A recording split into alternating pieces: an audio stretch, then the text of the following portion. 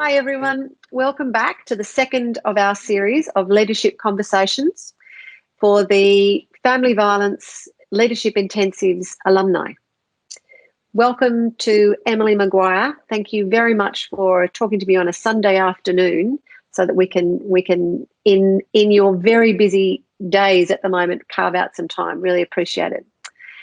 Last week, we spoke to Jed Carney, who's been a leader in the Nurses Federation. She's been the head of the ACT and is now an MP.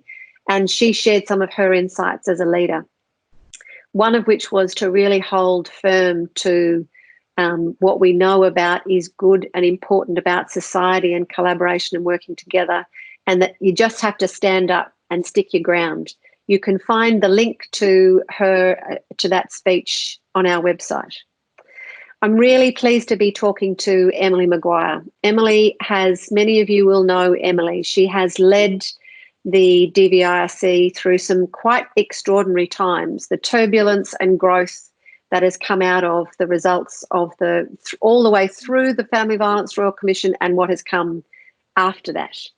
Emily's had a career working in, and I'm sure has many, many more things to come, but to date she's worked in policy development, she's been a volunteer in a women's refuge, she's worked across a whole range of areas in the social service sector. She's had an incredibly interesting leadership journey, and you can access her CV on the website as well. There'll be a link alongside this recording. So I would really encourage you to take a look at it. Emily, one of the things I was really interested to hear, you and I have had some similar kind of journey, similar steps in our journeys. And I, just as an aside, I love that we're both sitting with pianos behind us. But the connection, I think, to family violence and the work in family violence has something that both of us have been passionate about for a long time. Mm-hmm. Can you talk about what you've taken from those different experiences into your current leadership role? Yeah, look, when I first got this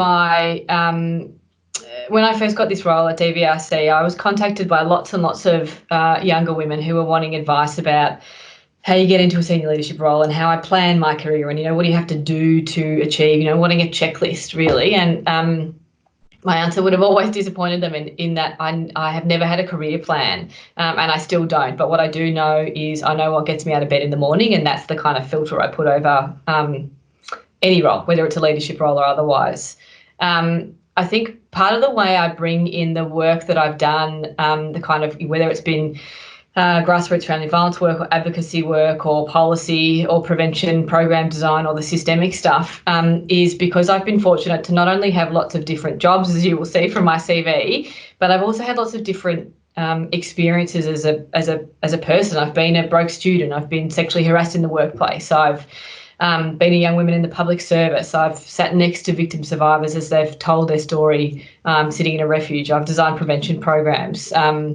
I think all of those experiences and those jobs mean that I've learnt particular things that are really important for leadership and management roles. I've learnt compassion, learnt the ability to communicate with people, have got a really strong commitment to transparency because I know what it feels like as a staff member to have no idea what's going on. I've got a willingness to speak about power, which in a family violence context is incredibly important, and to recognise where you have it and you don't. And I think I've got a really genuine understanding of the challenges individuals face in a whole bunch of different sectors, and that hopefully means that I can do my job better because I've done lots of different jobs before. I haven't had a linear trajectory, and that's been actually beneficial.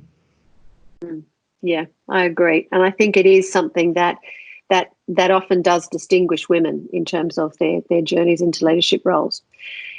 I mentioned the Royal Commission, and it has been an incredibly unprecedented kind of turbulent time, both throughout that Royal Commission and what's come after that.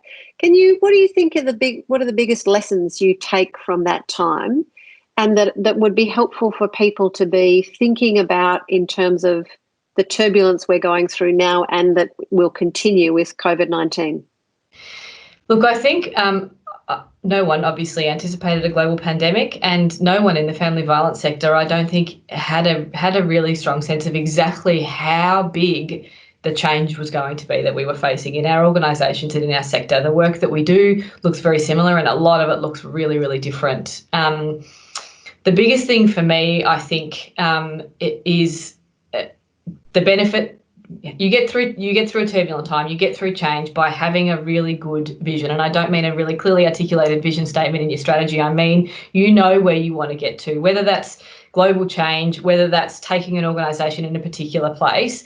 You have got to know where you want to be in 2 years, 5 years, 10 years. You're never going to get there in the way that you anticipate. It's going to be not linear in any stretch of the imagination. It will take longer than you expect. It'll be harder than you expect. But I think if you know what you want to do, for me, that is ending violence against women and their children. For different leaders, it'll be different things. But if you know what you want to do, and the change that you want to see, you have got a yardstick to measure every single decision you make against it, whether that's about, a particular staffing issue, or whether that's about talking to the media or having a conversation with a minister. As long as you have keeping that vision in your mind, you'll get through the hard times as a leader, but you ultimately also make really good decisions because your kind of heart and the mind are in the same place, I suppose. Yeah. So you have made a brave decision. You've made the decision to step away from DVRC, having led it through the incredibly... I've been very impressed watching the merger conversations and the way that has been dealt with. I think that's an exercise in impressive leadership, having seen what I have of that. So can you talk about what your thinking is about the next steps for you? And finally, what is it that you want to say to what would you say to other women leaders? Look, I think I don't know what's coming next. It's a very unsatisfying answer. I'm in an incredibly fortunate position to be able to stop and take stock. It will be something feminist. It will be something social justice focused, and it's been an inordinate privilege to be leading DVRC for the last 5 years, and everything that I've learned and done will kind of come into what's next. But I don't know what's next. In terms of what I would say to women, I think as not-for-profit leaders and as female not-for-profit leaders, you've got to be fierce and you've got to be brave. And I think that's incredibly hard because it goes totally counter to the gendered way in which we were all raised.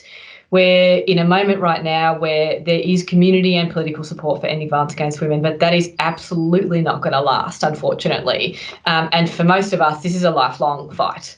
And it is a fight. I think if you have got the fire in the belly, you've got to be able to figure out a way to maintain that fire in the belly to keep you driving towards change.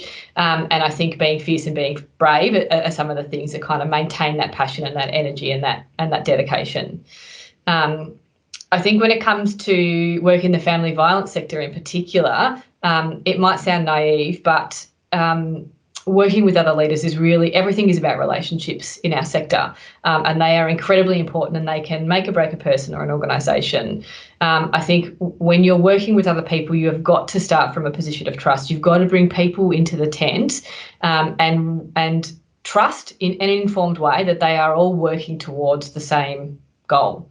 And I think collaboration is an incredibly important part of that. That doesn't mean doing everything together, but it does mean, joining up our work and sharing our advocacy and knowing that we're all working towards that greater good together, even if we all go about it in different ways, because without a doubt, we're all stronger together as leaders and as organisations.